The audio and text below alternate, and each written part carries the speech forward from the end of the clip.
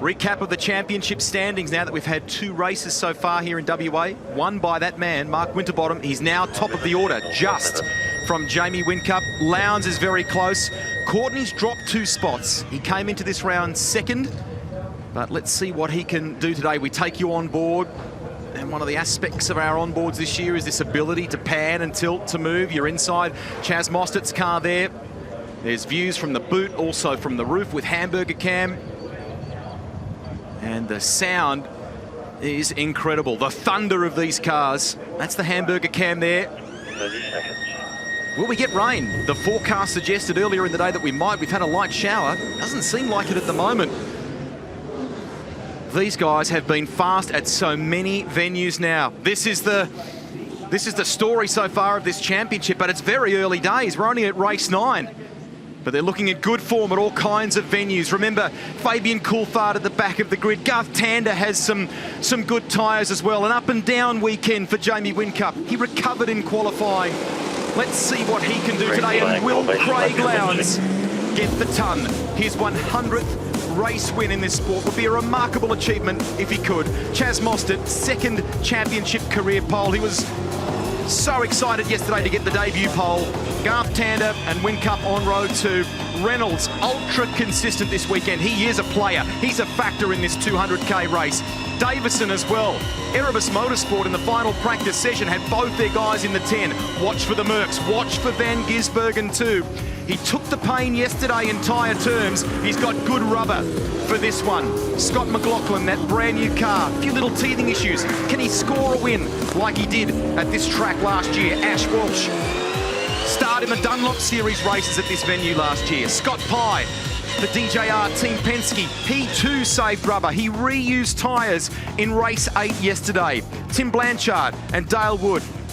And then we look at David Wall and Fabian Coulthard, who we spoke to on the grid there with all of that work to do. And Lee Holdsworth, another story from qualifying. That car ending up on its side as we finish up the Fuso starting grid. Holdsworth, of course, ending up on its side at this point of the track. Turn 6 early in qualifying. Well, guys, just looking at all the cars on the grid and who's got what tyres on, about 7 cars running softs, and believe it or not, all 4 Pro Drive Racing Australia cars are starting on soft tyres, which is a little bit of a surprise to me, but only a couple of others. Shane Van Gisbergen, with that tyre package that he's got, maybe a little bit of an advantage. He is on soft tyres also. Thanks, Murph. And we'll talk to Rihanna Crean throughout the race as well. Pit stops will be a factor here. We've covered that softer rubber as well, Neil. All the Falcons in the field are on softer tyres. So Mark Winterbottom, Chaz Mostert, David Reynolds, Andre Heimgartner, Scott Pye, and then you can throw into the mix there Shane Van Gisbergen and the car number 23 on a soft tyre as well, and that is Michael Caruso. What's the life like on those in a perfect situation? Good question, that one, Gregory. Notice how I do an immediate politician's I'm not sure answer, but I'll just keep talking. It's a very difficult one to answer, and we're not 100% sure, and the truth is, neither are they. That is what makes this so exciting, the unpredictable nature of what is going to happen over the next 200 kilometres. It's also mighty windy out there. So crosswind from left to right as we're looking at the cars at the moment. See those signs in the background there, the flags are fluttering. So that has an effect on the behaviour of the cars at turn 1. Green flag being waved. Green flag. Race 9 of the UBET Perth Supersprint. Is this about to be survival of the fittest? And the fit guys have been those Pepsi Max entries so far this weekend. But the opportunity here really opens up in the final race. Great start again by Mark Winterbottom. He has been unbelievable. Look at Tander. A touch with Mostert. Into turn 1, they keep it straight. Lowndes is wide. Reynolds is on the inside here, but he won't have the ideal line for the next sequence of corners. We're riding with Shane Van Gisbergen. He's down the order slightly. It's all that traffic and congestion that we spoke about down at turn 1, but Winterbottom's got the jump from Mostert, who got roughed up there in an exchange with Garth Tander. Van Gisbergen's got a battle on his hands. He's got Shane Van Gisbergen all over the back of him. So the problem for Shane, despite the rubber advantage as Reynolds sneaks down the inside of Tander, is that without qualifying near the sharper end of the field, any benefit that you get from the better quality of tyres probably negated by the fact that you've lost track position and there's an air gap to the lead cars. Lowndes showing that he's there to Jamie Whincup. The Altima, is that the 99 of James Moffat? I think it is, running with the 22 of James Courtney, who's currently 10th on board with Dale Wood. Into turn 1, Van Gisbergen on the outside. So he's dropped a couple of spots in that process there, Shane. So he's stuck in there behind James Courtney at the moment. So remember that Winterbottom and Mostert, as they make margin at the moment together with Reynolds, soft tyre. That's one of the reasons also why Reynolds was pretty easily able to account for Garth Tander. So soft 1, 2 and 3, first hard tyre in the field is Garth Tander. This is going to be very interesting a little bit later on, because if they all play monkey see, monkey do, it pretty much stays as is. But because there are very different diverging strategies here, be curious to see how it joins up later in the day. Lowndes again has a look at Whincup. Couple of car lengths for David Reynolds, so those Pro Drive Racing Australia entries. Reynolds has been able to clear Tander and Lowndes early on in this race. Mostert running right with Winterbottom. Slade in a good spot in 7th place. Davison, good effort for the Erebus driver. Fabian Coulthard up to 20th now. Chaz is starting to apply a little bit of pressure to the back of Mark at the moment too. He's very close. In fact, I think he's going to have a look at him down here at 6. He was starting to pull to the inside then. That he actually thought about it. So they're actually racing for the lead at the moment. He was a 10th quicker on the last lap, Chaz Mostert. He's come out of 6 a little bit shallow. He's going to be careful doing that, because the tighter you make the corner, the harder the left rear tyre works. Doesn't make a move. Oh, dramas for Whincup. Jamie Whincup. That's out of 6. Question is why. So he's been off the road. He's got a lot of dirt and debris flying from underneath that car. So did he get an elbow? Did he make a mistake? He's toured the gravel. His teammate was right behind him too, Lowndes.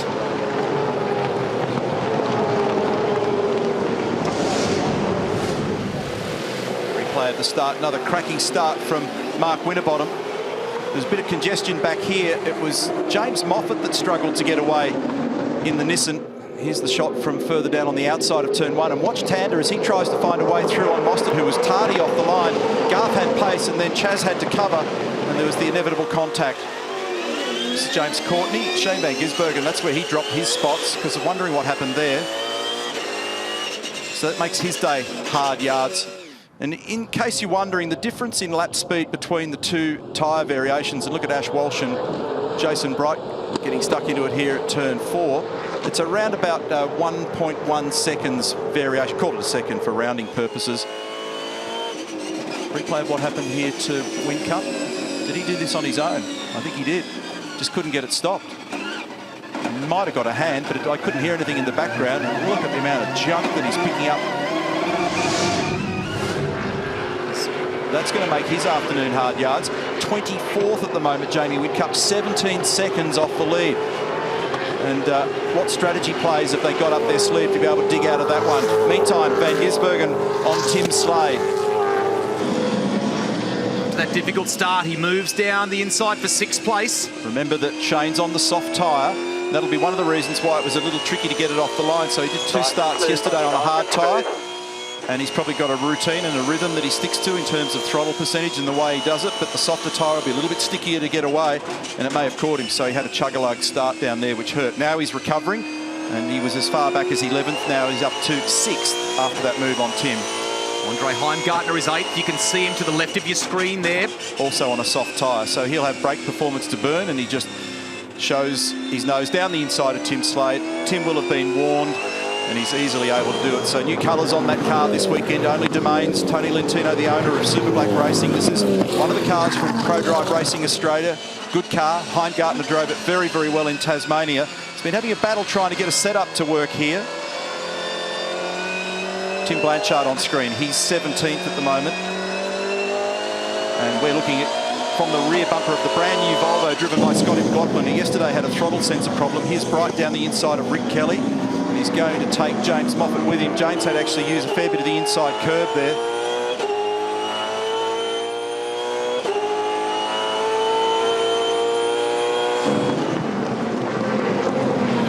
having a look in the background. So is Blanchard. Blanchard might do this on McLaughlin. He does. One of the Lucas Dumbrell Motorsport entries. Blanchard, good pace through there. And conversely, not great pace from Scott McLaughlin. I spent a little bit of time with him after qualifying, and he just cannot get a handle on a setup at the moment. New car, sometimes a new car delivers with it. Some changes in the way it behaves. You've got to relearn where to find the sweet spot in that car. But they're both on hard tyres, so that's not soft versus hard. They've got comparative tyre compounds on both vehicles, and Tim Blanchard's put a move for 16th on Scott McLaughlin, made it stick and has opened an air gap.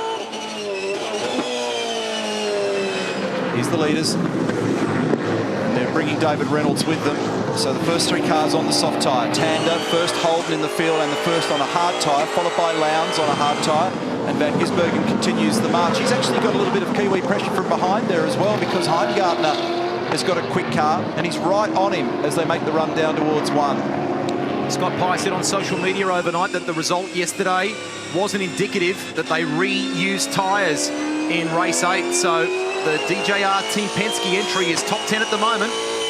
Said to Scotty, what is it that you need to get this car to perform? He said, I just need everything. I can't get it to turn. I can't get it to drive. We can't find a balance. So Paul Morris on the right, Paul Radisich on the left, inside the garage at Super Black Racing. So the problem for Scott Pye and for his group in there is which end do you attack? So they can engineer the car easily and make more front grip, but it lights up the rear of the car. Or they can plant the rear of the car and it makes the front unstable. They cannot find that happy medium at the moment in car number 17. It's a source of great pain in there at DJR Team Penske. Van Gisbergen getting closer to Craig Lowndes. You're looking from the boot of Lowndes' Red Bull Racing Australia Commodore, the Kiwi. And remember that Lowndes is on the hard tyre, Shane's on the soft tyre, and that's the advantage under brakes. Now it's diminishing returns as well. So we're 8 laps into this race, and eventually there's a crossover point. One of the things about... Close. One of the things about when you go and show your cards by running the soft at the beginning, you also educate the rest of the pit lane about their behaviour. So everybody else will be watching very carefully to see where the graphs intersect and at what point the soft tyre ends up being slower than the hard. At the moment, for all those that are running the soft tyre, it is still clearly the quicker tyre. It'll be very interesting to see how long that lasts. Look at this. Look at the drive traction that Andre's got by comparison. So he's come out of that corner with 3, 4, 5 kilometres an hour better corner exit speed. That translates into top speed. There'll be a braking advantage as well. Careful there, because it started to just ease to the left, and that can attract the attention of Jason Barguana, driving standards observer, because he'll want to see a car width left on the outside in order to give Craig a space to stop his car. Well, guys, just looking at Shane Van Gisbergen, obviously that bad start, I reckon he was planning on being a lot further forward than what he is at the moment. He's used up a lot of tyre to get to the position he's in. If you look at Andre Heimgartner behind him, he started a fair way further back and is in the same sort of little gaggle there as Shane Van Gisbergen. So it's going to be interesting to see how much more life he's got in that soft tyre where he's gaining that advantage. But I would have expected him to be a lot further forward, Neil, than what he is at the moment. No question about that, Murph. And Andre started in 15th place, and Shane started in 9th and then drifted to 11th. This is Scott Pye. He's on a soft tyre, and that's Craig Lowndes on the outside of him. So the problem is that it's the correct observation that in order to get back to the ground that you once occupied, you've got to use the advantage of the soft tyre to do it. So we're on the 11th lap now of an 83-lap race. A long journey this afternoon.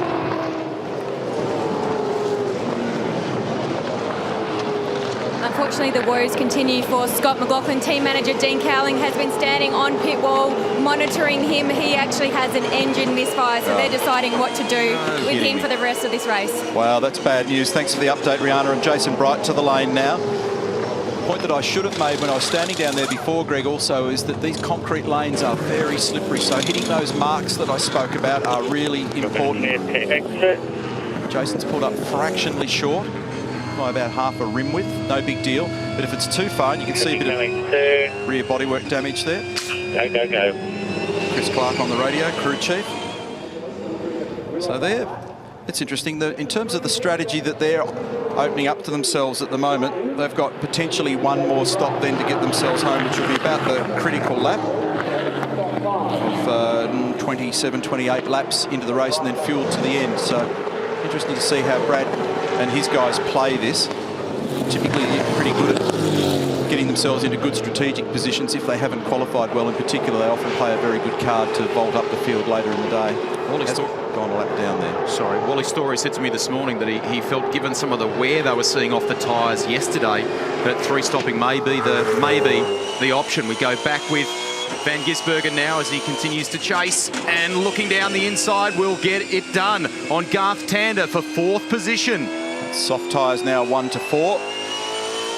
So just, I kind of hushed it and whispered it out there at the end, Rusty, but Bright, by stopping, goes to the back of the pack, but he's also a lap down, so they'll have to have everything crossed in that garage that there's no safety car intervention, otherwise it traps you.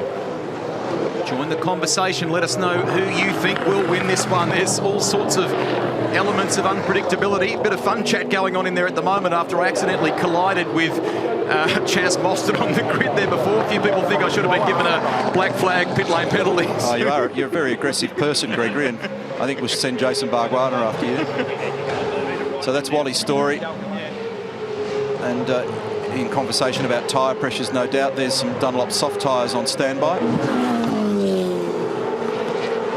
This weekend, as we've detailed several times throughout the entire broadcast since Friday, it's the first time that the category's had live tyre pressure monitoring in the cars, primarily a safety and early warning device, but it is also handy from a performance standpoint. So Jeff Slater, for example, down at Techno Autosports in the Darrell Lee car, they're trying not to change their work regime by using it too much. They're glimpsing it and they want to study the data later. There's actually the little portable monitor, and that's Frank Adamson. No, it's not. Steve Robertson in the background there from V8 Supercar just carrying it around. So you can actually, when you're in proximity with the car, you can look in live terms when it's stationary nearby precisely what all 4 corners of the car are doing with tyre pressure. But Jeff and his group are going to study the data next week to get an understanding of it, because previously it's been well-educated guessing, but it has been thumbnail dipped in tar. Now they've actually got hard data. And where that'll become really useful is the way you cycle your tyres in preparation for qualifying, in terms of temperatures and pressures, and in particular how they cool out and how the drivers manage their tyres during safety car periods. So they'll be able to sit in the garage now with live telemetry and ask you to work brakes harder and wriggle around more in order to retain temperature and pressure, therefore. Riding with Moffat. 14th place at present. Up ahead of him, that's Nick Percat. Well, Nick and James, very different lines through there. Always know it's James because of those Hollywood boots, the fluoro laces or whatever they are. So here's Heimgartner up the inside of Tander. He's got a soft tyre. He's doing a bit of Morse code on the rear bumper at the moment. In 6th position, Tander won't have a bar of it. He's not going to give him a birthday present. He's not afraid, Andre. He did that to Craig Lowndes, I'm sure, through turn 1 before Heimgartner moved past Lowndes a few laps ago. Scott Pye's up to 7th as well. The only thing you've got to be a bit careful of when you rough up the old boys is there's an equal and opposite effect. So they have memories, and they won't miss you on the way through next time.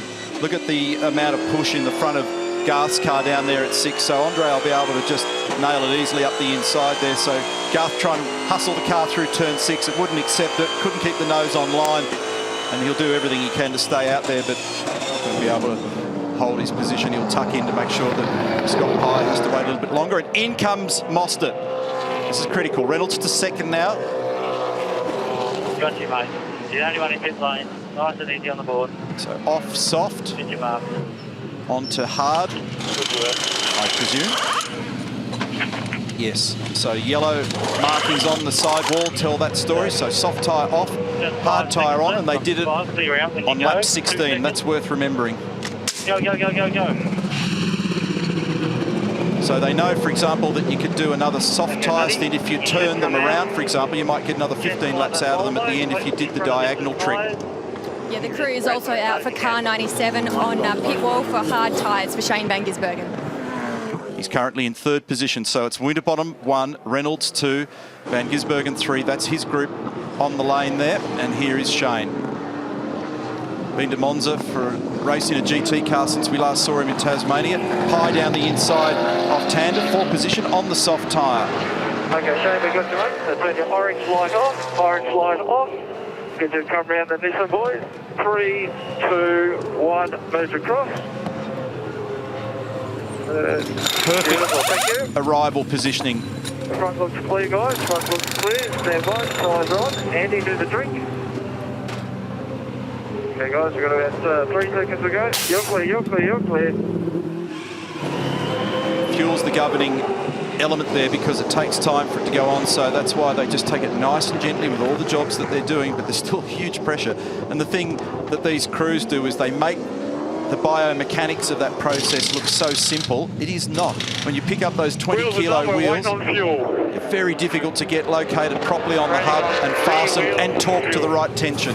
So some activity happening here. Dale Wood in the lane. David Wall in the lane. The Nissan of Todd Kelly as well leaving in the background there. Car 7. Here's David Reynolds. From second position. Andre Heimgartner now moves up into second in this race, and Scott Pye third. Okay, tyres are done, waiting for fuel.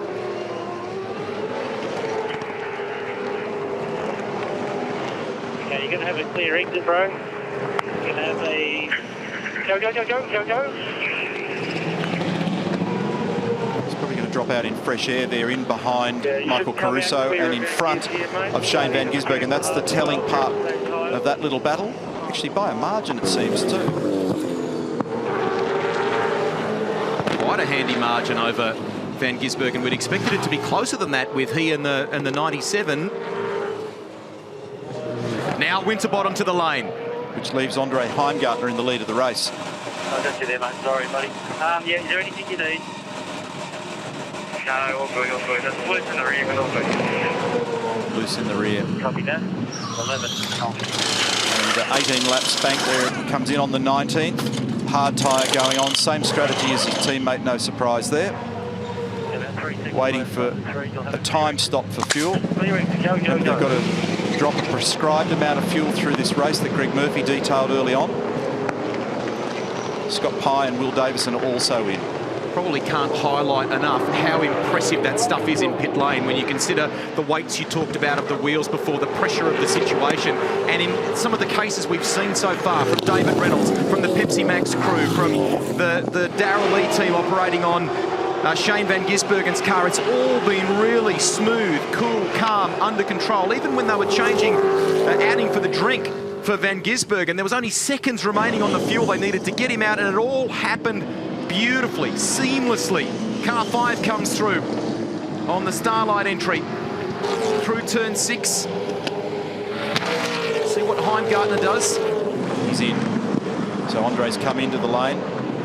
Tanner's now the leader from Craig Lowndes. So those with hard tyres on the car have got the racetrack to themselves at the front at the moment. Hey, Neil, I think by looking at it, and I'm pretty sure you'll agree, all the PRA cars have all come on a very similar strategy. But you would have to say, including Shane Van Gisbergen, that these guys are going to reuse those soft tyres at the end of a fairly long, hard tyre stint, wouldn't you? Yeah, and that's why I covered it off early in that rave from the pit lane, Murph, that big chance that they'll take the lazy tyres and put them to the working side and try and go for a recycle, because not many people have chosen to do this strategy. It's only a handful. What is interesting though, Murph, is that sometimes you might do it with 2 of your cars, but, and I know they're from, even though they're under the ProDrive banner, they are actually different, but that for them all to do it means there's no way out in case anyone got it wrong. No, they've all stuck to exactly the same strategy, which didn't take into account, obviously, safety cars, but they've rolled the dice on this one so far. It'll be interesting to see how much life, although I was looking at the times before they came in, and they've managed to maintain a pretty strong, healthy sort of pace. Now, because I know that you can ferret around for us and nobody will notice you, can you just sneak around and just have a look at the tread depth indicators on the tyres that came off those cars, the soft tyres off the lead cars, and just sneak a report back to us? Promise not to tell anyone. Yeah, I'm like a ghost, mate, don't worry. So that would be interesting. So, and they'll be looking at that very carefully as well. But one of the things that happens as the race continues is the track will rubber up, and if you look at the way in which the tyre behaves over the course of the journey, and you look at last year's number, there's actually more consistency in the tyres a little bit later. The degradation we talk about down the inside of Fabian Coulthard there, by the way, isn't as bad near the end of the race on the soft tyre, because we were here last year on the soft tyre, as it is on the in the early phases of the race. So you do find that you can sometimes prolong life later in the race on the softer tyre, also than you think. You're wondering where Jamie Whincup is right now. He's 13th in this race, being led by Garth Tander from Craig Lowndes and James Courtney. ProDrive Racing Australia, the Pepsi Max crew cars, and David Reynolds. They had some terrific pace early on. They pitted and gone from that softer rubber to hard tyres now. Tim Slade in the lane. Oh, drama on the left rear. Gonna be clear. Did that go on properly? Gonna be clear. Gonna be clear. Gonna be clear. Gonna be clear. Waiting. Waiting. Still clear, mate. Gonna be clear. All I think it's clear. going to be clear. Still clear, mate. Still clear. Still clear. Still clear. Go, go, go, go, go, go, go. Were you worried about whether it was on the pegs properly or something? Right. Yeah, the wheel just didn't look like it located on there correctly, but it must be fine.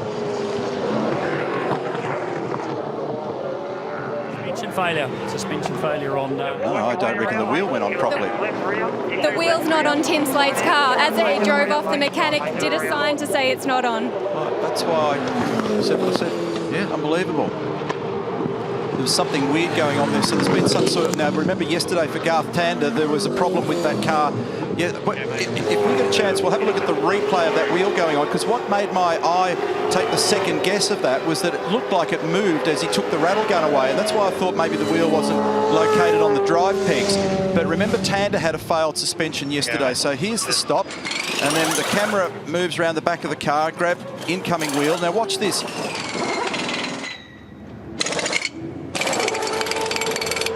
See it, just that movement as he took the gun away was, I just thought that the wheel hadn't located. But this is, this will be the same issue that Garth had yesterday. So it's the lower A arm. So it's a broken wishbone. It's probably happening when the clobber the curb at turn 7. So that's 2 days in a row that Walkinshaw racing cars had some sort of suspension failure. So I thought it was the wheel not going on correctly, but it actually was a failure. No doubt that's a heavy hit out of 7, but we go to a couple of other places where it's even tougher, isn't it? I think Gold Coast cars spend more time in the air than on the ground. All looking good in mate. All looking good. Just wait on the fuel. As soon as it drops, you can go. As soon as it drops, go. You're all right, mate. You're all right. Go, go, go, go, go, go, go. What's also interesting to note at the moment is the lap pace of both Tander and Lowndes on the hard tyre. They're the leaders of the race with Nick Percat next. In fact, it's Mark Winterbottom, I should say, because he just got Percat. There is Tim Slade, sadly, back in the garage. Come out ahead of, come out ahead of car 4. No, you won't. Sorry, mate. So last lap for Tander, answering that question, was a 59.7. For Lowndes, it was a 60.1. Percat peeling off, taking one of the Nissans with him there. Well, unfortunately, guys, I can confirm that the same problem that sidelined Garth Tander yesterday has happened to Tim Slade. Looks like a break at the bottom A-arm and the suspension. So that car, the same issue that they had potentially. Obviously, they've got more time in this situation for Tim Slade to potentially get that fixed as Lee Holdsworth comes in and runs very long in the pit box. Very long. Plenty of time, guys. Plenty of time. So he's skidded through. Nice and easy. He's missed those marks by a metre, and that's what I was talking about earlier, about how slippery the concrete is. It's nothing like the grip of the racetrack. I think one of the crew had to get out of the way and actually touched our cameraman just briefly. That's what it looked like anyway. Crew chief copped a whack there at the front of the car. And I also noticed that Jason Bush jumped in the way. Here we go. Check the replay out. Watch this. Wow, she's well and truly a metre beyond. I was in a bit of a hurry down there before when I was in the pit lane, just making points about what happens in those pit stops, but just managing all that stuff down there. And how's that? Lowndes and Coulthard. So Lowndes was coming into the lane, and Fabian just hooked up on his rear bumper. Gave him a little bit of a helping hand. Pit lane's clear, mate. All tyres are done, just wait on the fuel. All clear. Managing that pit lane stuff does make a big difference, and clear, the teams are well prepared to deal with all the weird occurrences, but sometimes they're limited with how far they can pick up and move all the gear when the driver overshoots. That one was a big one. And for all the practice, the rehearsal they do back at home turf, very different to a race. Well, you can't. It's hard to do that in the garage, you know, back at home base. So, you know, have the car skid through the workshop when everybody's pushing. It's not an easy thing to orchestrate. So that's very, very slippery, that surface. And if it did rain, and I don't know that that's actually going to occur now, that becomes something that's got to be super carefully managed. But I was going to make the point also that Jason Bush, engineer down there at Walkinshaw Performance, also just made sure that we couldn't see that lower wishbone on Tim Slade's car as well. That'll be very frustrating for those guys. Go, Murph. Yeah, Garth Tander's just coming to the pit. He went a little bit long on his pit box as well, but he's throwing on the soft tyres. So expect, I assume, a long stint here on the soft tyre, maximising it, changing it up a little bit. Yeah, so we've already seen people get 18, 19 laps out of a soft. Maybe the track conditions a little bit better now. If you look after them, perhaps you'd stretch that to 20. You've got to take on your second load of fuel along the way. Not sure which of our cameramen that was. I hope it wasn't a breach of the pit lane speed limit. Rich Walter running there, doing a good job. He was the same. It is Rich. So same guy was involved with that incident with the 18 there before. For Team 18, back watching car 7, chasing car 2. So Todd Kelly in the Nissan Altima. Ahead of him is Garth Tander, and a new engine overnight for the Nissan of Todd Kelly. They worked until about 10 p.m. Nissan Motorsport on that car.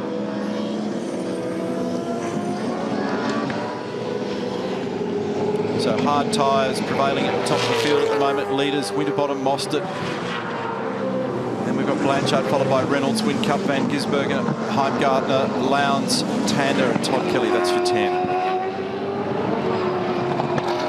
There's a couple of guys that haven't stopped to just confuse that story slightly. So keep in mind that Tim Blanchard's still just rolling along on those original hard tyres. So he's somewhat out of corrected position. And you can apply that comment also to Jamie Whincup. So both Blanchard and Whincup in 3rd and 5th get to stop. Everybody else in the field has stopped. Remember back to the Clipsal 500, not uncommon for Barry Hay and the boys at Lucas Dumbrell's team to roll the dice a little bit. They went long with Nick Percat at one point. So Blanchard currently sits in 3rd. 5th on the road is Whincup, and they're standing by for him. They are the tyres they're about to put on Whincup's car. And they're hard tyres, and you can see they've scraped around the tread depth indicators. And they've got 2.6 mil of tread depth. 3.1 when they're new. Their eyes are pretty good. Yeah, mate, that's it. In for a fair bit of fuel, 4 tyres, and get a little play around underneath the car. Nice lead in, mate, let's use it. Yep, that's it, nice lead in here. So he did a rear bar adjustment, stiffened it up, ready for... It's brought back a fair amount of Western Australian sound. They said on the radio, a little play underneath the car there. Plenty of time. Yeah, they're tuning. 10 seconds now. Make sure it stands out. So that's a little performance adjustment at the back of the car. 5 seconds to go, thereabout. Still going on, in fact. And they keep an eye on what's happening underneath here, mate. So fuel's governing this, so there's no problem. That hasn't hurt them. So they've used that time while the fuel was going in. Means they've got a pretty short stop to come later for their second one. Remember, they ran long, so they need to get some fuel in. And gee, they had some junk in it, didn't it? So remember, just a reminder, that Jamie went off the road down at turn 6 early in the game, which may have changed their strategy on the run. So pretty scruffy looking used hard tyre going on. There was a lot of pickup on those tyres, a lot of junk. So his first lap, he'll have to be a little bit careful until those tyres clean up and get nice and grippy. And so we can expect a stint for him on a soft tyre in the last phase of the race. They've got to use both of them. Back with Jason Bright. He's chasing Will Davison and Scott Pye for a spot in the 10. So Davison is 11th. Pye is in the 10. We go back to the front of the field here. Let's see the gap back to David Reynolds. So Winterbottom from Mostert, Reynolds. That's the effective top 3 now. Van Gisbergen in 4th position, Murph. You guys just ghosted around and got some sneaky info for you there, Neil. The soft tyres off some of those cars that came in, sort of not a lot of wear, to be honest. 0.2 to 0.3 of a millimetre of wear. So, you know, for the laps they did not too bad. But looking at them, There's some scrape marks, I think, on car 5's tyres and the orange peel effect, the way the tyre's been wearing on the road. It doesn't look nice, that's for sure, but they still had that performance, so definitely getting ready to throw those back on later in the day. Yeah, so that's a lot of thermal degradation in that surface of that tyre. They do look stressed when they immediately come off the car, but it's interesting that there hasn't been a lot of wear, and that suggests that they can turn them around and still get another life perhaps a little bit later on. Here the boys are first and second at the moment. Winterbottom leading Mostert.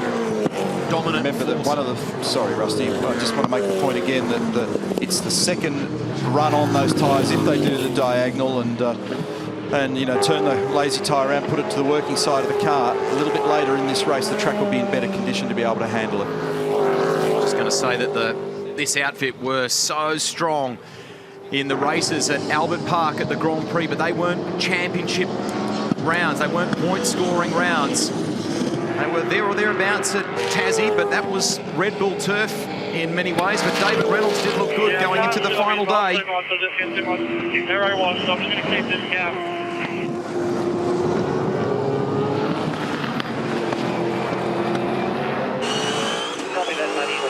A couple of seconds of deal in hand over Mark anyway, so just look after the car driving straight. That was the message to Chaz Mostert.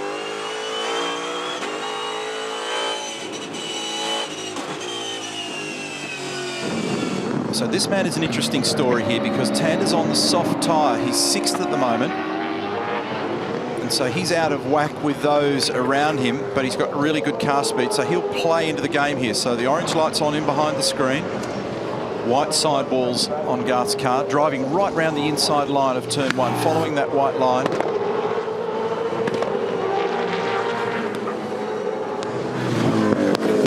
Todd Kelly's doing the same thing. He's in 8th position at the moment. And Craig Lowndes, who splits those two that I've just made mention of, Tander and Kelly, he's still on a hard tyre, and so he'll do what Whincupp's going to do, and that is get onto the soft tyre a little bit later in this race. Bulk of the field running on the hards at the moment. As Neil detailed, there is a couple on the softs, including Todd Kelly. Another one, Tim Blanchard, further down the order, and Michael Caruso in the 23 running the softs at present. First of the soft tyre runners is this guy, Tander, currently P6. And making good lap speed. Let's check it through this lap. So last lap for Garth was a 58.7. He's 26 seconds away from the lead.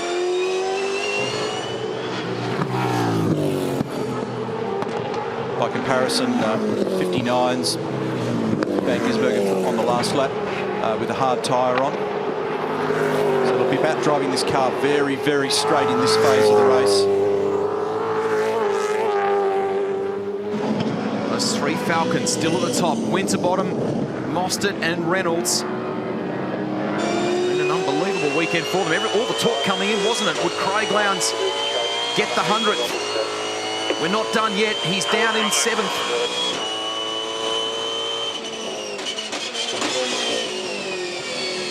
I want to check out the lap speed again on Garth's car this lap. He's behind Andre Heimgartner. And it was a 58.6. Heimgartner 59s, Gizzy 59, 59 for Reynolds, and 59 halves by the way. So quite a bit quicker at the present time. And before he gets back in touch with Heimgartner, he's got to find a couple of seconds. There's Fabian Coulthard down the inside of Ash Walsh, and Michael Caruso runs with him.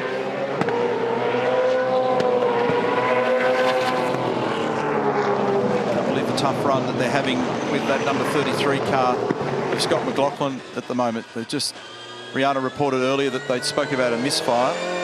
Let's have a listen.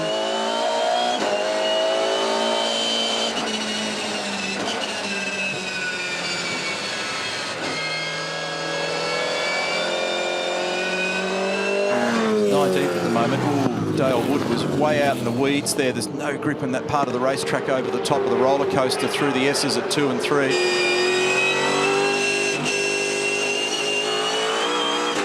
It's all a bit wild here for those that are at the sharp end of the field now dealing with these guys. So That was Mark Winterbottom sneaking by on David Wall. He's made a brake master cylinder change today to try and just make pulling up that Volvo a little bit easier for him down at turn 7. I was with him over lunch and he's still in pain and it's still difficult for him to manage just off the back of a skin graft after Tasmania. Dale Wood just steps out of the way, which is great courtesy. So he gave Chaz Mostert plenty of space. Hey Neil, just want to add in on what you were talking about. Garth Tander, you were looking at his lap speed before, and he's doing those 58.6s, 58.7s, which is a good solid lap time. It's a little bit slower than what all the PRA guys were doing when they were on their softs. They were sort of in the 58.2s, 3s and 4s, but remember, Garth Tander's going to run these tyres a lot longer through the centre stint, so he's really driving that car straight, watching his steering inputs, just what he's trying to do to keep the car as straight as possible to minimise that tyre dig is pretty interesting. And by the way, Tim Slade's car just got pushed back out of the garage. He is now back out on the track. Thanks for the update, Murphy. Garth will be trying to stretch this stint, and by driving it straight, and he's very good at that. We've seen it over the years. He's had a very long and successful career. There's Slade's super cheap car going out. If he can have more than 63 laps banked in this 83-lap race, he'll be classified as a finisher.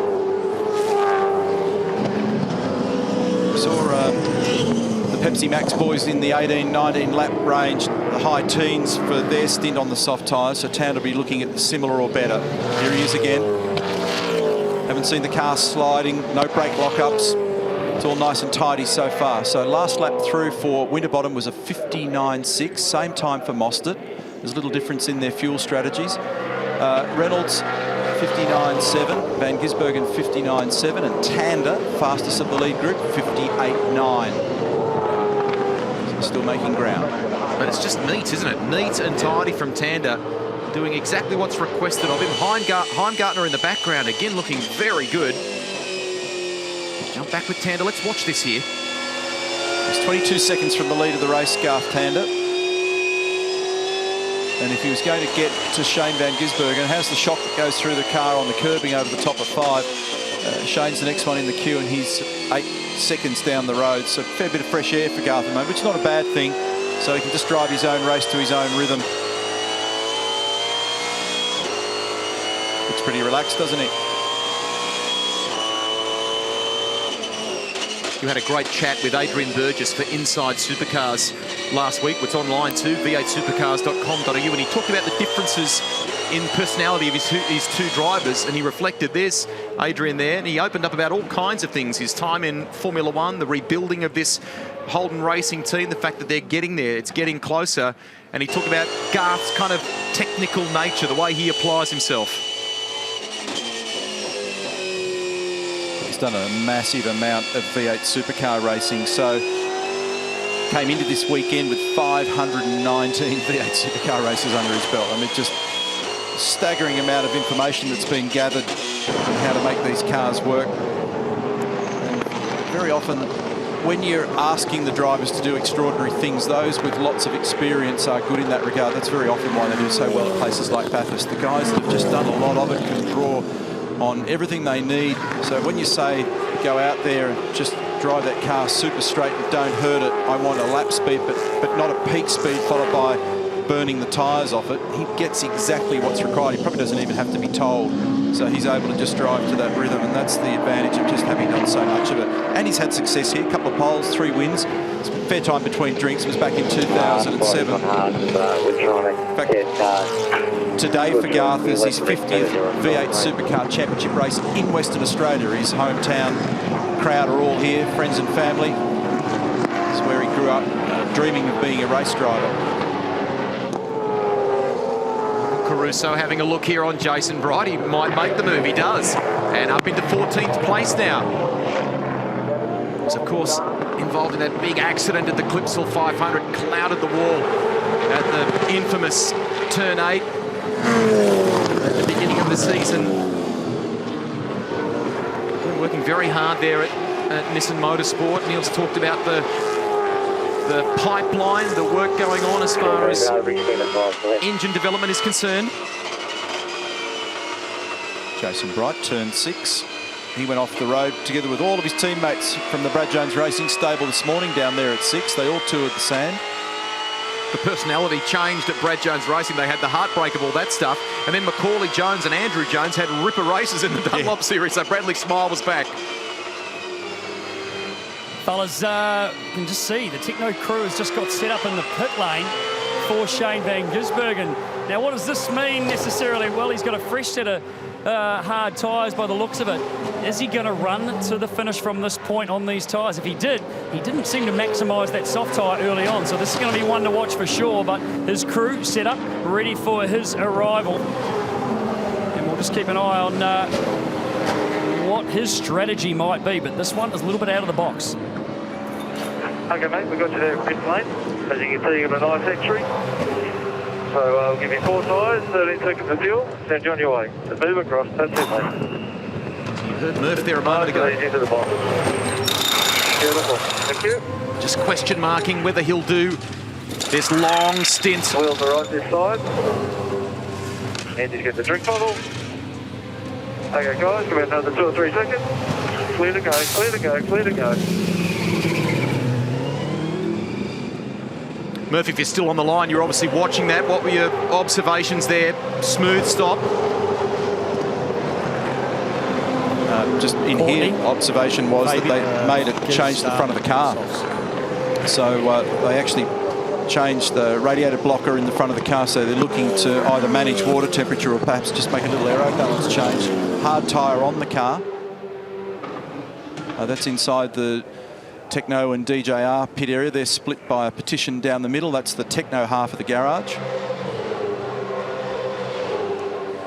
So they're just altering the amount of air that's just going to go in the front of that car now. So we're just sitting here at the moment thinking about the strategy of that. So I think they're fueled to the end. I can't imagine that they change it to a 3-stop. I can't see any advantage in that at the moment, but maybe that's up their sleeve. But they're fueled up and they've got the hard tyre on there and they'll plough on from here.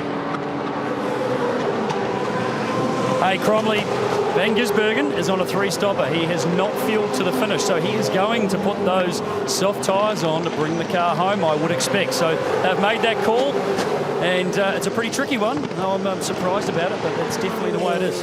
We were just in a discussion in here about that, Murph, and I kind of just floated and went, because the amount of time that it takes to transit the lane and rejoin here as a ratio of the total lap time means you just spend a long time. It's call it near enough to a minute as a lap time when the tyres have degraded around here. It takes 30 odd seconds just to get in and out. Of course, you won't have to do much in the way of fuel.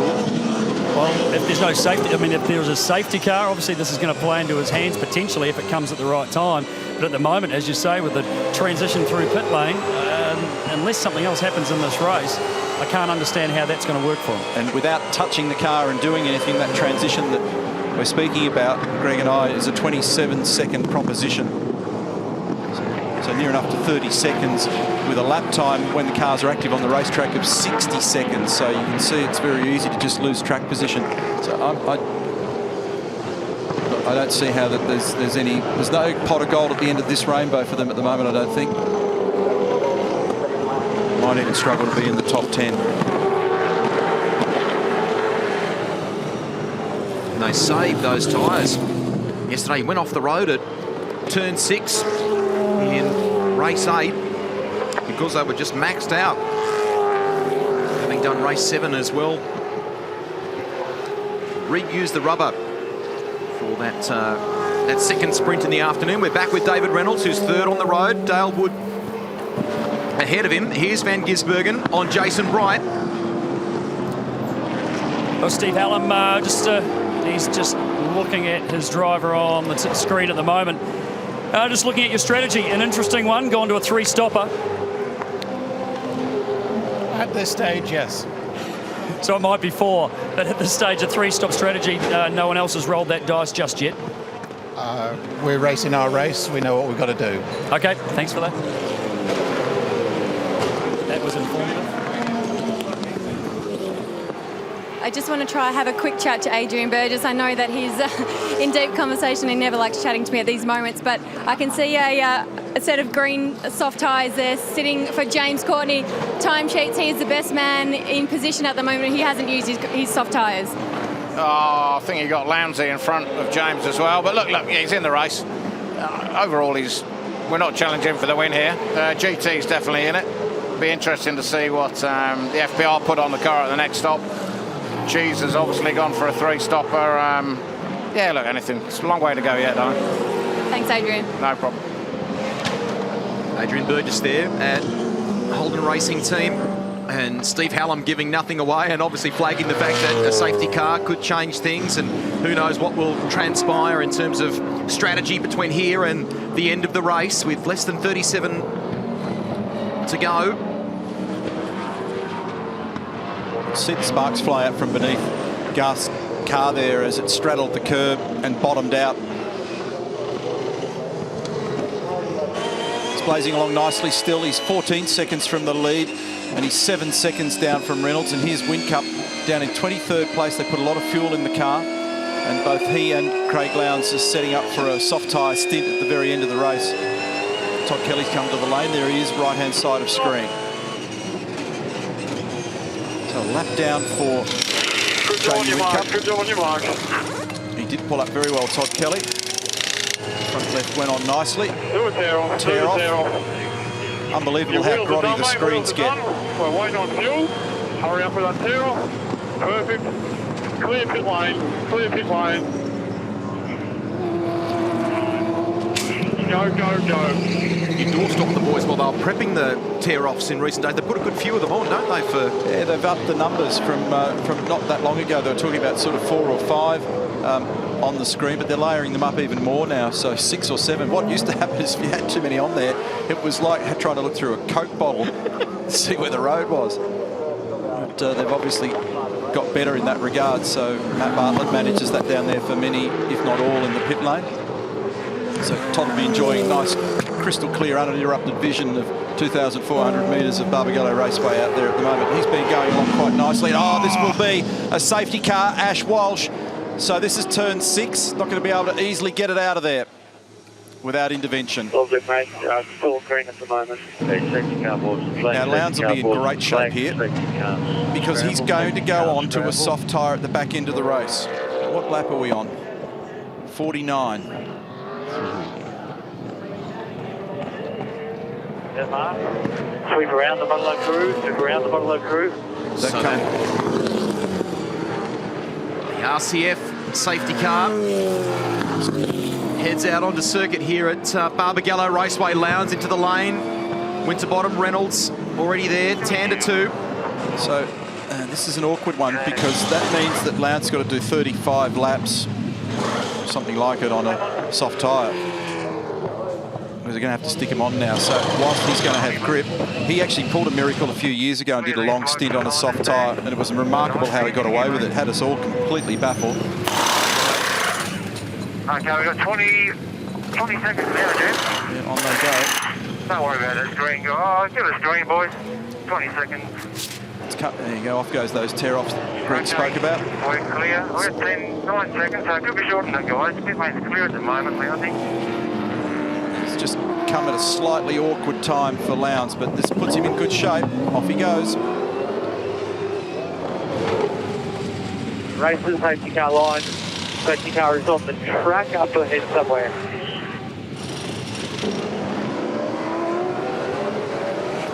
Yeah, bad news for Shane Van Gisbergen. He actually was held up in pit lane because Scott Pye was in front of him, and they obviously share pit room with the Techno Auto Group and DJ Team Penske, so disappointing for him. Almost coming down. There's also car. We wondered when that might happen. I mentioned at the very beginning of the year. Hold. Going there and clear. Good rubber for Whincup by the looks of it. He's just got no track position though. Soft tyre on both the Red Bull cars now, and here's the replay of what happened to Ash Walsh down at turn 6 and couldn't stop it. We've seen quite a number of people down there so far today.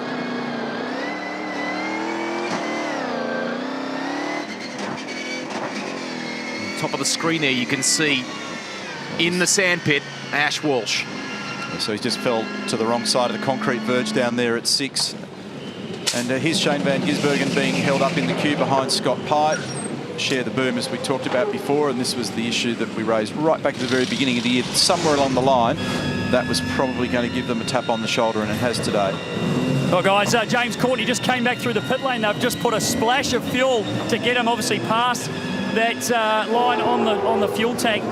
So I think he's fueled to the finish, but he came in twice. The other thing I want to cover is Jamie Whincup. His race is looking pretty bad. He came in, put that fresh set of soft slicks on, but he is a lap down. His day looks to be pretty well shot back there.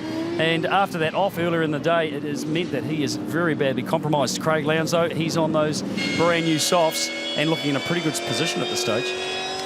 Whincup looked like he was second in the train there, Murph. So He's a lap yeah, down. yeah, he's a lap down, but he's on softs, and Winterbottom's on hards, so he'll unlap himself once the Lexus RCF safety car peels off and the field goes racing once again. So that puts him at the very back of the train. But if we get another intervention, he might get out of jail, but your point is still valid.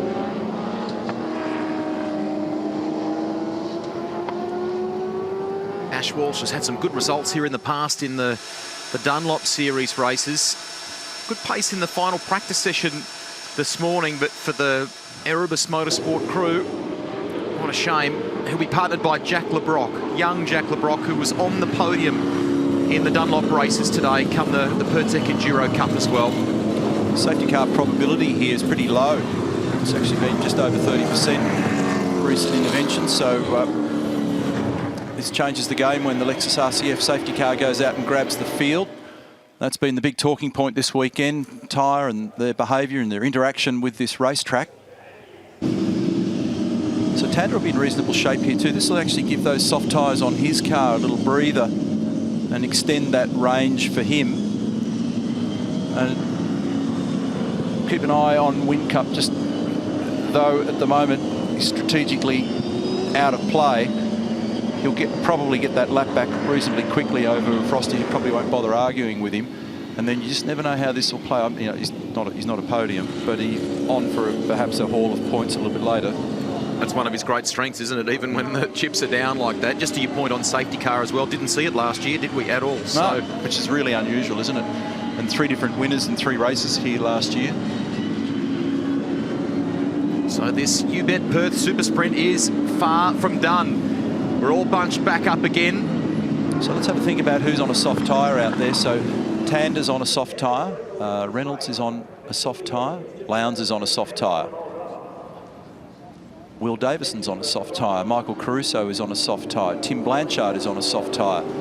Further evidence in your lounge room at home when you see the lights on in behind the screen, if you just want to track it, or those white sidewalls. He's outside. No, guys, I'm just trying to get Tim Edwards. He's looking on.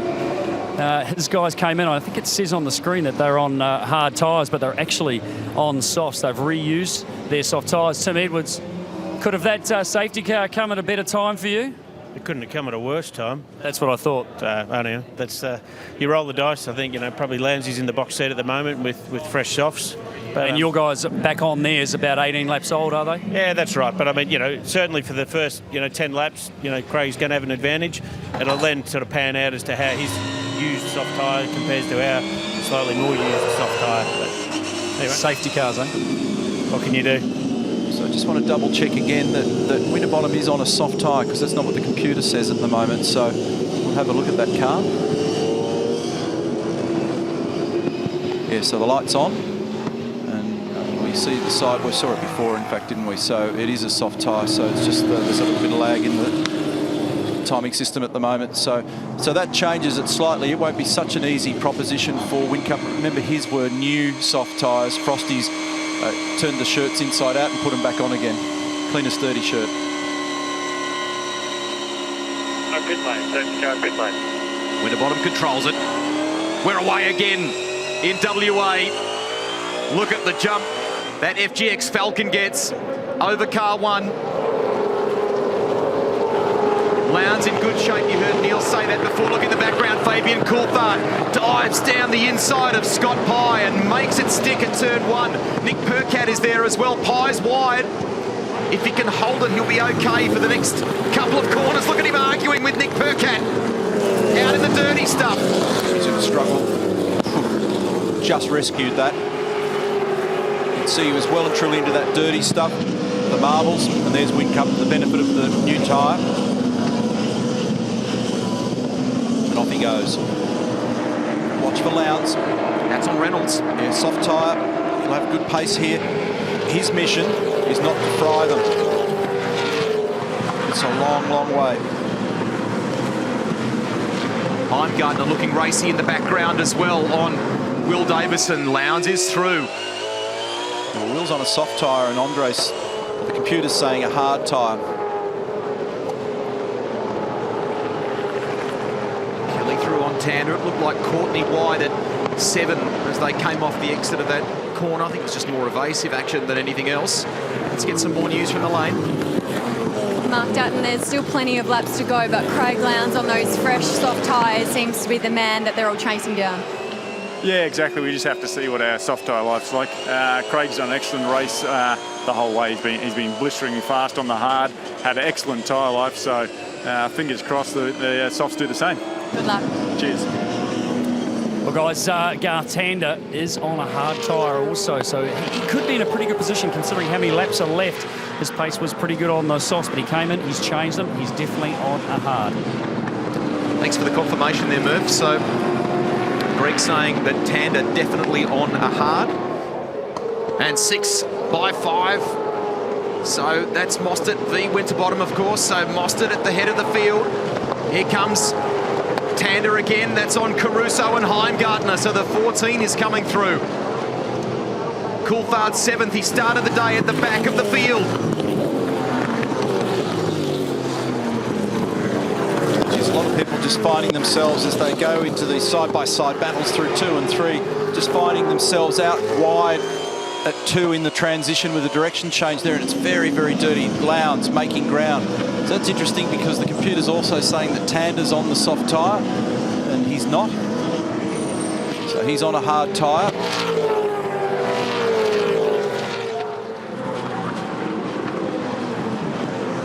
Boys, just so you know, both the Red Bull Racing Australia cars are good for fuel to the end.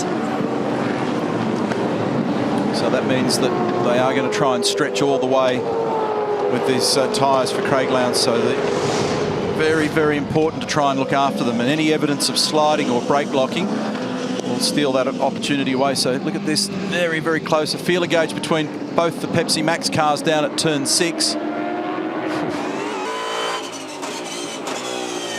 Chaz looked racy down there right at the very beginning of the race, didn't he? He had a very long, hard look at Mark right at the beginning.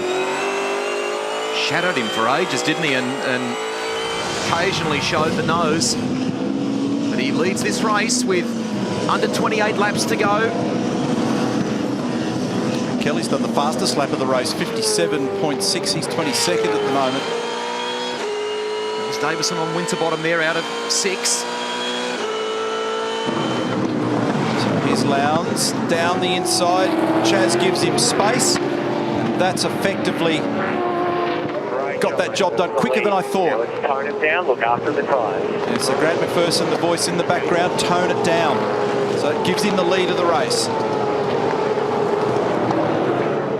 Spoke to Barry Hay about Nick Percat in the lead up to this one. He said it's taken a little while just to work through the nuances of this style of car, this chassis, which has a 888 background, as opposed to the way he used to drive the Walkinshaw performance cars. So Nick Percat gradually coming to terms with that car, and he said it's like he's been driving at sort of 90 to 95% confidence. Now he's got 100% confidence, knowing how to get the best from that car. So that's the margin between Lowndes and Mostert. Is this going to be the 100th for Craig Lowndes? Already got half a second just in this past lap over his rival Mostert. So they've played it very differently at Red Bull. A couple of stints on hards. Then out came the safety car, and then they got onto the soft at the end. This is Tim Blanchard on the left of screen there, car number 3, and down the inside is Scott McLaughlin, car 33. They're arguing over 16th and 17th, and that's Scotty up to 16th now. Looks like Blanchard's car might have been missing that that left window on the passenger's door. Dale Wood, currently 15th place, and he's being absolutely harassed here by the 33. Riding with McLaughlin now. Can't hear any misfire, so maybe that was an intermittent issue that they had early on. So Wood down the inside of Heimgartner. Nice job. Soft tyre on Scott McLaughlin's car gives him good traction coming out of the bowl. He's ideally positioned to keep the job going down here in the braking area, and he does. Andre had to go all the way to the left side of the curb.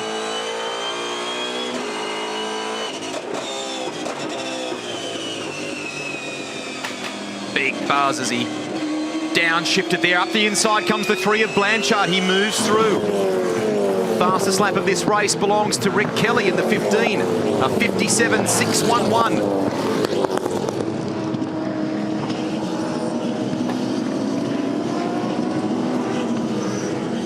Ryan Madison from Aerobus Motorsport. Just looking at Will Davison. Super job so far. That safety car sort of worked in your favour a little bit, running that hard, soft strategy. Yeah, correct. Highs and lows, obviously not so good for Ash, but we'll take it. We'll use it to our advantage. Hard, soft was our strategy all the way through. He's got to thread the needle for the next 27 laps. You guys have been knocking on the door. This car's been getting faster and faster. Will's confidence has been rising. Didn't get that result at Tasmania that you probably deserve, but fingers crossed for this one. Yeah, anything can happen, as you know, so we won't speak too soon, but thanks. Okay. Cheers. Brad Jones from 24th on the grid. These tyres have to last a long way still, but Fabian Coulthard, stunning job. Yeah, he's done an amazing job, really, and you know, great strategy called by the guys. You know, we're still discussing it right over at the start, and we sent one way and sent one the other way. So it looks like reusing them is not the right way to go this weekend, and you know, Fabian's really going well. So I think you know, Will, Craig, and Fabian, if they can get to the end, the race is going to be between those three. Fingers crossed it continues to go this way. Good luck. Absolutely, thank you. 24 laps to go, and people starting to wonder whether this could be a history-making day in Perth. Don't leave us, whatever you do. Could Craig Lowndes become the first driver to win 100 races in the history of this championship? Let's ride in the Solar Australia entry on board. On the top, our hamburger cam with Will Davison.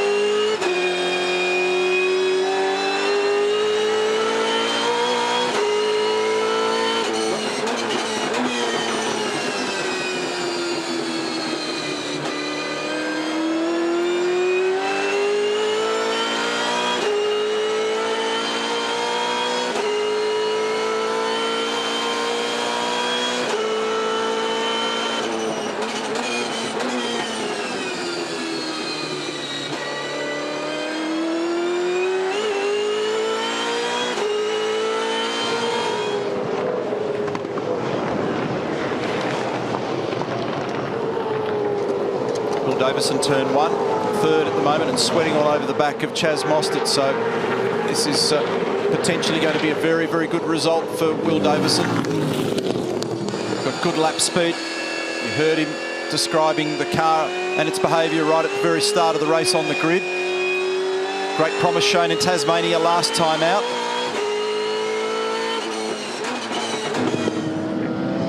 He's looking to make a move here. And if he comes out of turn 6 nicely here, that move will be achieved in the braking area at turn 7 this lap. So he's come out shallow, he's got power to the road. He'll have it done by the time he grabs 6th gear over the top of the hill, and that's 4 position, Will Davison. This is a big moment for Erebus. Up to P2, done. Awesome stuff. Can he make it last for another 22 laps? 21 to go, 21 to go. It's not clear yet. Chaz feeds it back down the inside. He's got to go through that whole process again. That roof cam really just shows you the shape of the road up there. The burning guys out. Doing the best job at it. Okay, mate, nice and patient. He'll go away. No danger from anyone behind. Clarify that, but I think he was concerned about wearing those tyres out in the battle here with Davison potentially, and they're saying, hey, the team are saying, hey, you know, just keep your head down.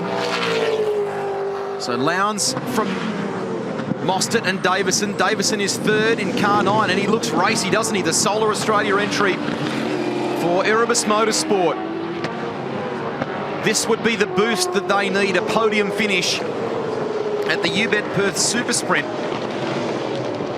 He was in the thick of things in Tasmania, turned around, of course, in the paper after that confrontation with James Courtney. But he's just gotten on with the job here, and they had good speed in Tasmania. It's translated at the moment to this venue. Doing a good job, Will Davison, back with Dale Wood in the middle of the pack, 14th.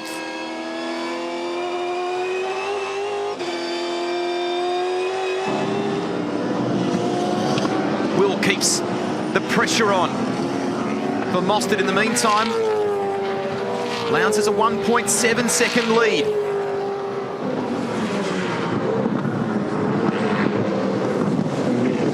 Has a look again here at 7 and moves by. Watch for he protects this time. So Davison protects it. There's your leader, bottom right of your screen, just coming through, Lowndes, with 19 remaining.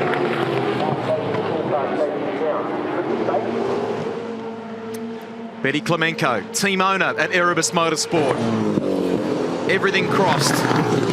Would mean so much to them to get another podium finish. Lee Holdsworth had one for them at Winton. Pole position, of course, for this guy at Sydney last year.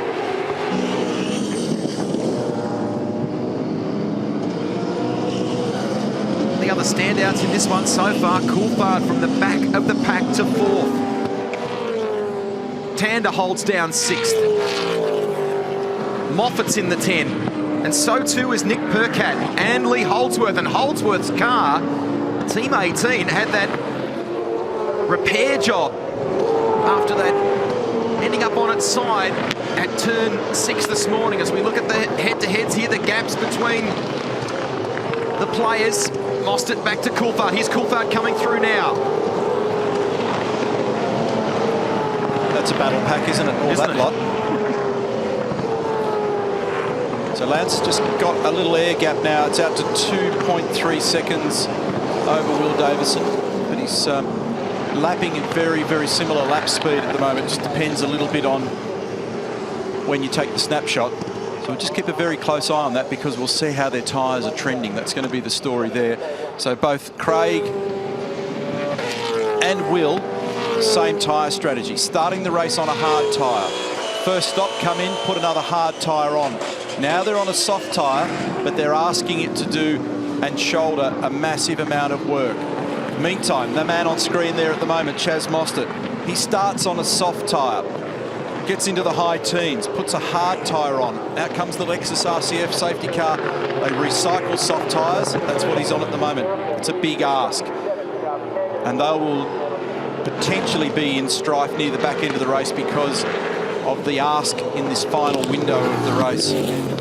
Fabian Coulthard next in this queue. Hard, hard, soft. So same strategy as the top 2 cars. So keep an eye on Fabian Coulthard. I reckon you'll see some progress from him. Incidentally, this is Lee Holdsworth on screen at the moment. And yes, he did go through that half-lazy roll down here at turn 6 early on. And all they had was a broken mirror on the car. They resolved all the little tune-up issues required, cleaned her up, sent it on its way, and there he goes. Amazing. Charlie Schwerkel, we ride the waves of this game. We play V8 Supercars. 1 minute the car is on its side in qualifying. The next minute you're 25th on the grid. Here we are, Lee Holdsworth sitting in 9th position. Yeah, it's amazing how it all changes. I just cannot believe it. But anyway, a long way to go. Obviously, he's got to look after his tyres, and you just never know. They could fall off a cliff, like for everyone. But anyway, he's just watching them, so we'll see how we go. Fingers crossed for a great result. Yeah, thanks, Rihanna. Need some luck. Big announcement, if you didn't catch it in the last week or so, Sebastian Bourdais will be with Team 18 for the Enduros. This is a good performance by Holdsworth when you look at the day overall, and the fact that he's in the 10, hoping he can stay there for the remaining 16 laps. The fact he's in the 10 is excellent. The car was on its side at this point very early in qualifying this morning. He's fighting with David Reynolds there.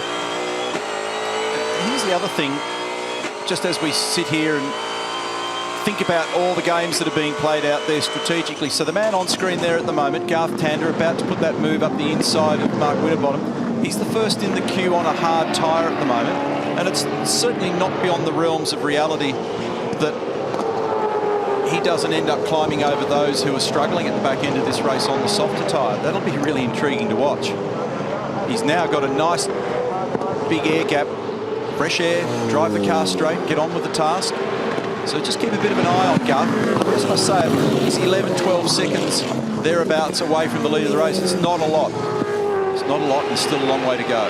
If they start fading, 15 laps to go, and you can claw a second to lap back, can't you? Well, they talk about it. The description that the boys all use up and down the lane is they fall off the cliff, is the description. That's exactly what they do. 1 minute you've got grip, and then on comes the tooth fairy and switches it off, and it's just, you're almost undrivable.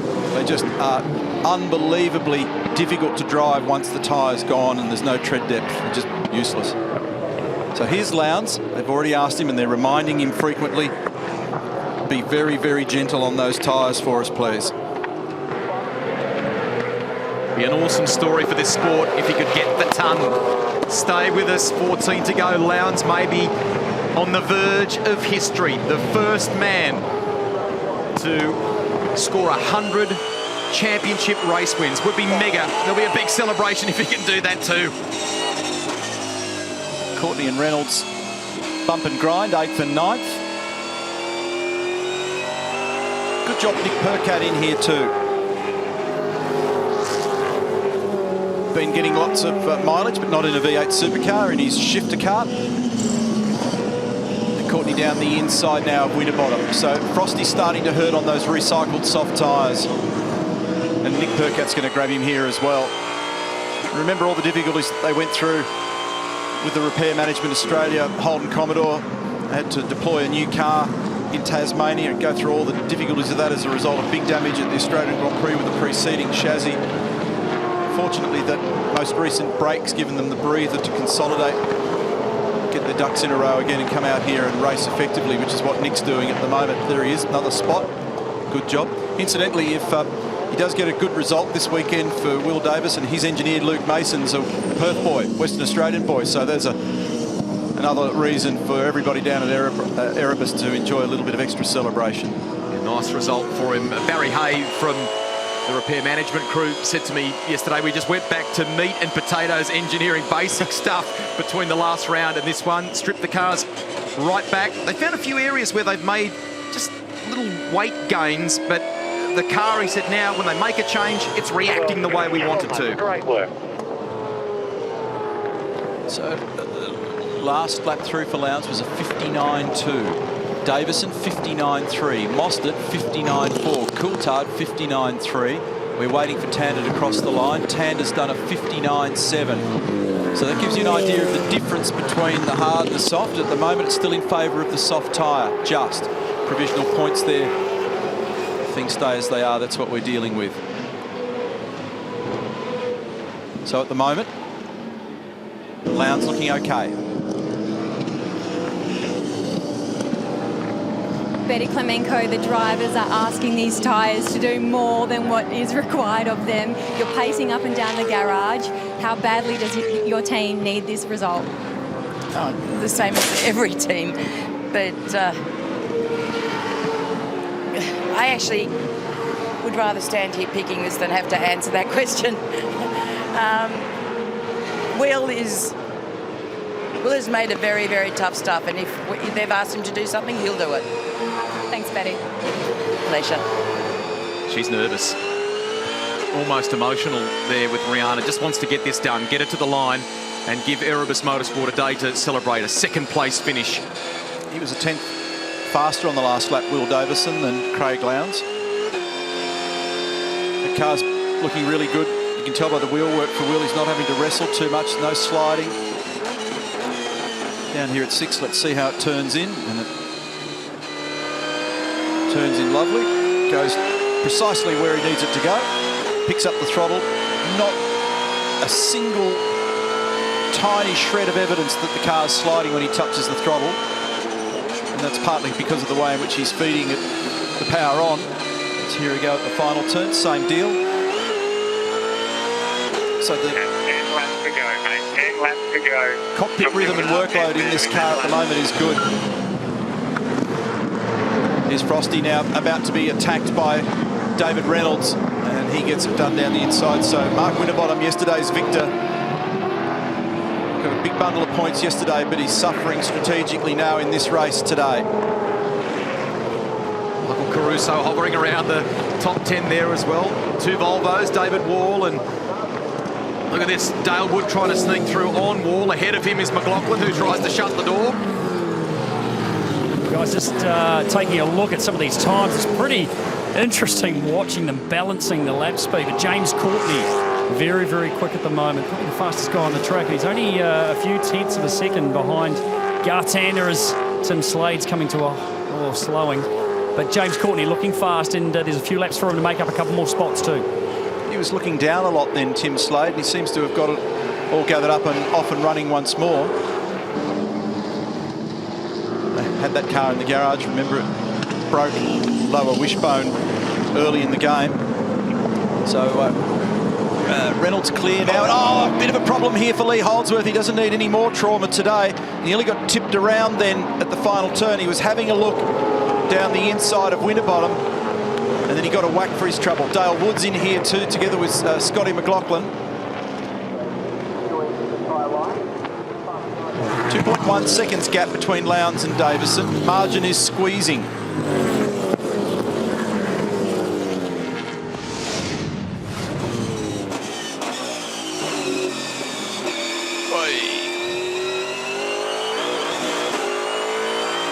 Lee had to go to the other side of the curbing there at turn 7.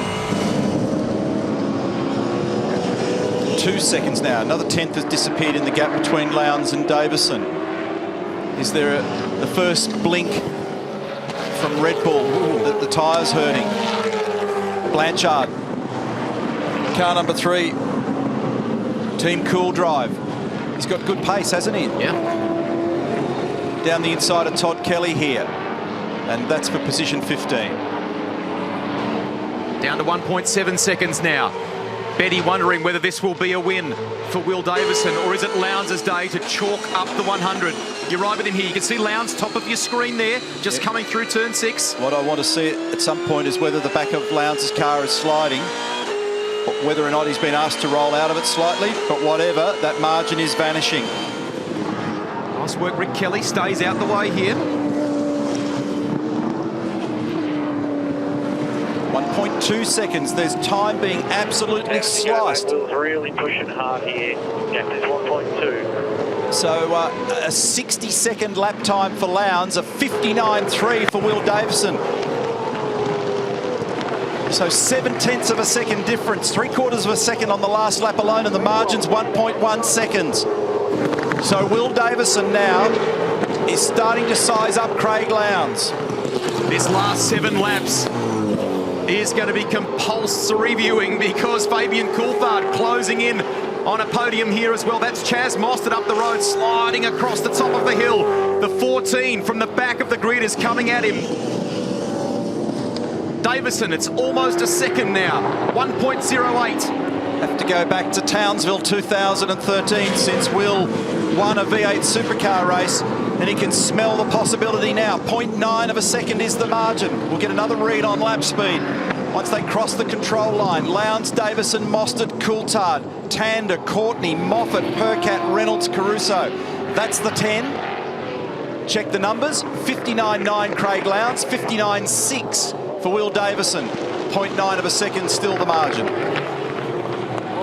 Grant McPherson on the radio before to Lowndes, telling him that Davison was coming, that he's pushing hard, but there's a balance in all that, because Davison can't torture those tyres with less than 6 to go. So Lowndes playing it smart at the same time, but Davison looking strong. This is a great battle. 0.6 of a second now at turn 6.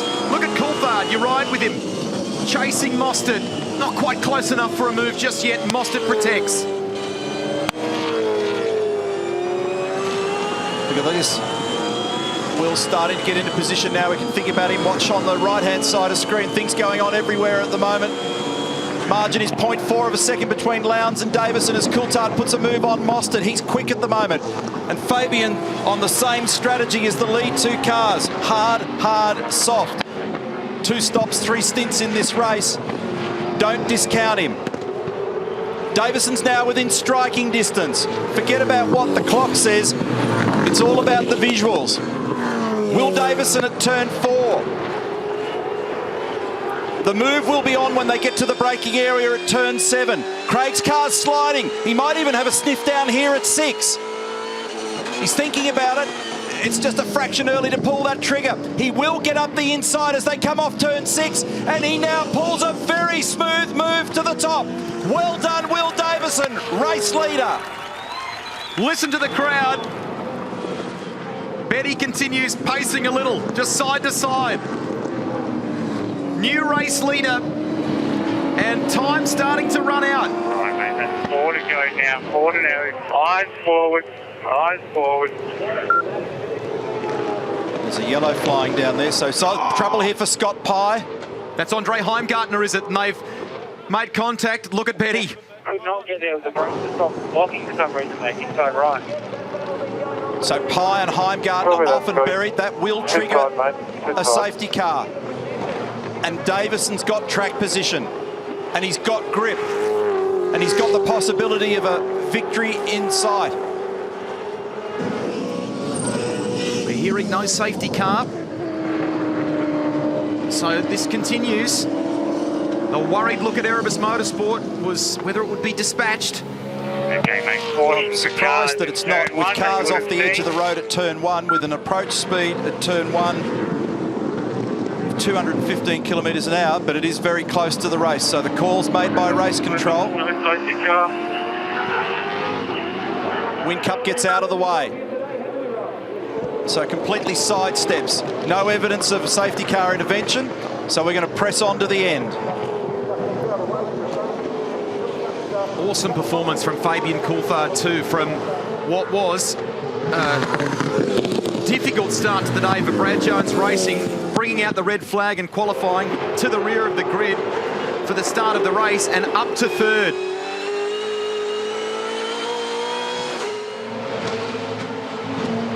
He's got a margin already, hasn't he? So now it's going to be about whether or not Fabian can claw back the gap to Craig Lowndes. This will mean so much to Erebus Motorsport.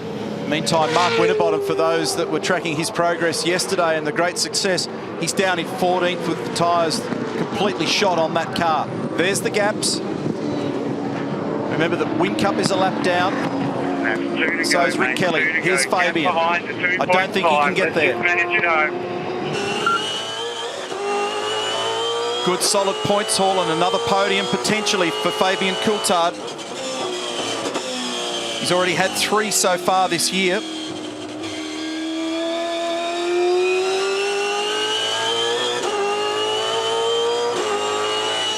his car looks nice and stable as well. Here's our race leader. 2.8 seconds is the gap to Lowndes. A couple of other worthy mentions. We've seen them briefly. Moffat, 7th for Nissan Motorsport in the 99. Nick Percat, an 8th place finish. And Michael Caruso, some Nissans in the 10 as well, but it's a Mercedes that leads the way. Davison over the hill and heading down to 7. We're nearing the end of this one. It's a 3.2 second lead over Craig Lowndes, now 3.5 seconds. Last lap, brother, last lap. That'll be a sweet sound in this man's ears. Remember that last year Erebus grabbed that win with Lee Holdsworth at Winton. They've tasted this success before, but this is a sweet response, particularly after the difficulties in Tasmania. Sure is, and what a way to do it as well, just getting on with the job on the racetrack. Nearly there, Betty, we're nearly there. This crew from Queensland, they run these E63 Mercedes AMGs. He's sideways out of turn 6, lights it up, they head for the wall and prepare to celebrate. He was in the paper after that confrontation with James Courtney. Some in recent days said he was sooking. Will Davison has responded to the critics in the best possible way. Cop that. He wins the UBET Perth SuperSprint.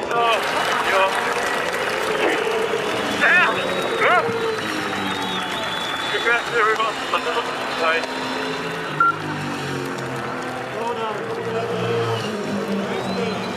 Betty Klemenko, do you have any words for us at all? That's how it's done. That's how it's done. That is an amazing performance by your driver, Will Davison. Just so well controlled. Something to be so proud of. At the moment, I'm lost for words, but I just want to thank Will for having the strength and the people out there for believing in us. Thank you. Congratulations. Means a huge amount to them. It's not Lowndes' day for the 100, but there's plenty of other venues. Congratulations. Congratulations. Unbelievable. Unbelievable. Thank you so much. Good drive. Yeah, very good. Especially for a guy that at the beginning of the race wasn't totally convinced that it had enough in it to be able to do it. But he just stayed super disciplined. I reckon these tyres will never see the light of day again. Oh wow, mate. Car, so good. Just held onto those tyres, incredible. That's good to hear, isn't it? Really positive frame of mind, and he was obviously thrilled with the way they tuned it. They did make some changes going into this race. So Will Davison, Craig Lowndes, Fabian Coulthard, 1, 2 and 3. Valuable points for Chaz Mostert after yesterday's strong run, but for his teammate Mark Winterbottom down in 15th.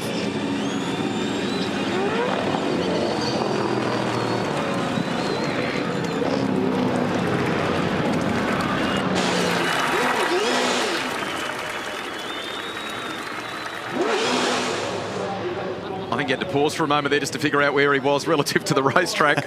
Great celebration for Will Davison. That's like a weight off his shoulders. It means so much to Erebus Motorsport.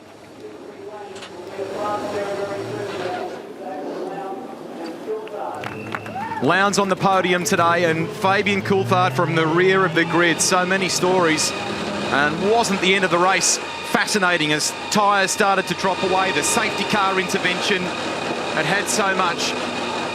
It wasn't the milestone for Lowndes, but it's a very, very special day for this guy. UBET victory lane, and the Mercedes driver is in P1.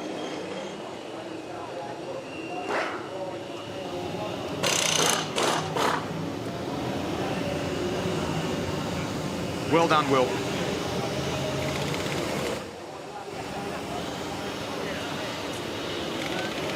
Just all the inputs were smooth the whole way to the finish, weren't they? When we looked over his shoulder at one point there, you could see that the car was doing everything he wanted to. He was in phase, totally in sync. Congratulations, Will Davison. Beautiful drive.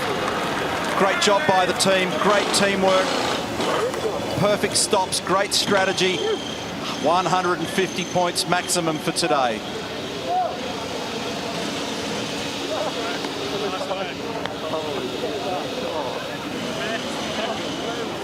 And that puts the whole Tasmania confrontation with Courtney to bed. He just gets rid of that and gets on with the job here and wins the race on Sunday. Awesome super slow-mo of the celebration. We'll update the championship points for you, but it's good for Lowndes at this stage of the series. Here he is to talk with the crew. There's some more. Yeah. Take it. That's all, I'll go on. Sorry, I'm all over. We'll hear from the drivers very shortly. Rihanna is there. Can I high five you? Will Davison, welcome to the UBET victory lane. Sensational victory. Your first with Erebus Motorsport. Yeah, I don't know what to say. I don't know what to say. A podium would have been incredible. I mean, it's been a dry spell, and we've had a good car after the disappointments in Tassie, and here I was just a top 5 I was going to be thrilled with today. I just wanted a clean weekend, and I can't tell you, the races like that as well. I knew CL's on number 99, and I knew how much he would have wanted it, but I'm thinking, it's been a while for me and the whole team at Erebus. Betty over there, this is for her and the whole team who have worked so hard. And I tell you, I always said it would taste sweeter than ever doing it with this team. And you know, our tyre life was amazing and everything was perfect. Enjoy the GH Mum on the podium, I'm sure you will. Yes, we'll enjoy some. Yeah. CL, the safety car came out. You knew that you would have to ask a lot of those soft tyres. Will Davison just got you in the end. Yeah, look, for Will and these guys, obviously a great run. They obviously had a very consistent car, maybe not a fast one, but a very consistent, and you needed that this afternoon. I think that our car was the same. Wasn't quite quick enough, obviously. You know, those Blue Falcons were pretty quick all day, and, you know, really for us, it's a credit to everyone in Red Bull. It's, you know, we fight back. We had a good run through the middle part of that race. We had, you know, basically couldn't have scripted it better for us, but just ran out of those last 5 laps. Just didn't have that left rear tyre that I needed to hold Will off. But look, as I said, congratulations to them. They've obviously done a great job. But for us, it's good consistency, good points. Wasn't today. We're sitting on 99 wins, but you are leading the championship. We'll see you at Winton. And Fabian Coulthard, I think you made a joke before the race. You said your strategy is you're going to start from 24th and end up on the podium. Hey, it worked. Yeah, look, you know, starting 24th and finishing 3rd, I'll take that any day of the week. So, you know, it's not just me driving, it's my crew. You know, they did a fantastic job and, you know, giving me the right strategy. You know, my cool suit failed on the line and it came back sort of 10 laps to go. So it was a bit of a blessing. Enjoy the podium. Congratulations. Cheers, thank you. Well, Chaz Molson, I know that wasn't quite the result you were expecting. Your car's been very, very fast all day. The safety car did not work out for you. I know you're disappointed, but that was a great drive.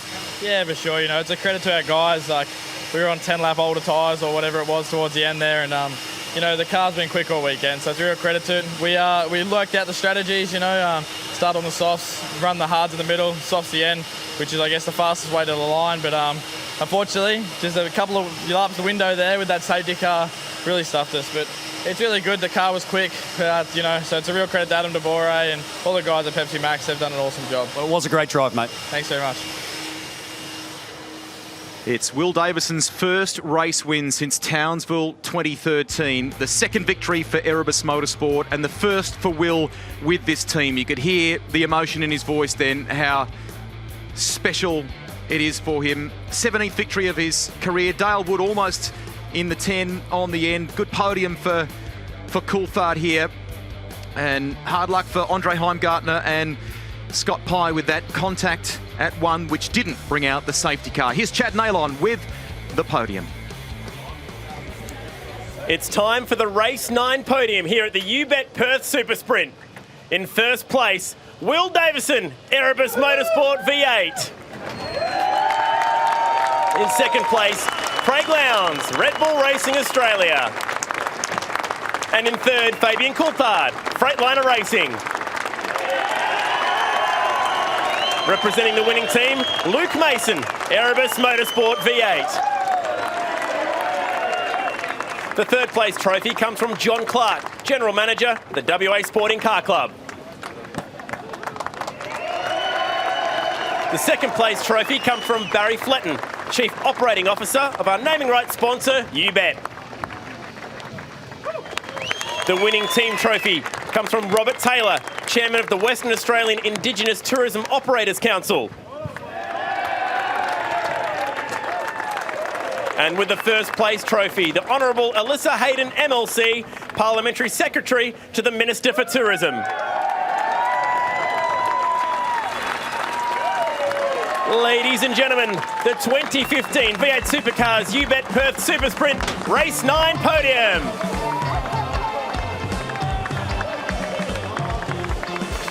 The celebrations will go on into the night here in WA, no doubt about it. The updated point standings, Lowndes on top by 52 from James Courtney, who chipped away and finished 5th, his best result at this venue since 2009, so it's good points for him. Whincup dropped some spots after a difficult weekend. Mostert some pole positions and still came through for some points. Rick Kelly is in the 10, but it's a day to savour for Will Davison and for that lady there, Betty Clemenko, and all of the crew from Erebus Motorsport. There is a bit to get through in these highlights because so much unfolded, Neil Crompton, in the race. The start, though, as we've seen from the previous two here in WA yesterday, was perfection from car 5, Mark Winterbottom. Did a great job, didn't he, getting off the line all weekend. He just had it nailed. Jamie Whincup's just in the wars from start to finish. Been the first time he's had a bad round like that, probably since Winton last year. He had a bit of a tough one too. Jason Bright in strife. Here's Whincup firing wide down there in the gravel at turn 1. And all the junk drops out of the wheels. The extra grip didn't help Shane van Gisbergen. Just probably started on the wrong tyre when given that he was further back in the pack. And those that had to recycle their soft tyres didn't fare well either. I mean, Mostert got away with it, but Winterbottom certainly not. This and was as soon as I saw that car, that wheel in the left rear corner moving on Tim's car, I knew there was something going on there. So that was unfortunate for them. But second time in 2 days, they had an issue with the left rear suspension. Wow. That's the arrival of Craig Lowndes. So still got very solid points out of the weekend, Craig Lowndes, as evidenced by that provisional point score that you saw before. Dale Wood using that exit area there off of turn 1, but Ash Walsh would bring out the safety car when he went off, and it triggered a flurry of pit stops. Everyone filing in. The game changed, bit of head scratching in terms of tyre choice and what would unfold. And queuing there for Shane van Gisbergen to also add to his difficulties this afternoon. So he ended up finishing 14th in that race. So they're sharing the pit boom with DJR Team Penske. Lowndes on Winterbottom on the approach down to turn 6. Lowndes looked pretty racy, didn't he? But these tyres eventually did fall off the cliff 5-6 odd laps from home. He thought he would do it, but this man then started to show what he had, what he could do. Will Davison making the move. Betty Klemenko hoped it would be the day. Coulthard as well from the very back of the field to get on the podium is tremendous. This for the race lead down at 6. Perfect exit, as Neil Crompton said. And from there, wouldn't be headed for the race win. He would slide it out of turn 6 and turn 7. First victory that he enjoys with Erebus Motorsport. Second win for this team. He wins in the West. Not number 100 yet for Craig Lowndes, but plenty of other venues where he's got great success. Who knows when that will come. Celebrations for Davison.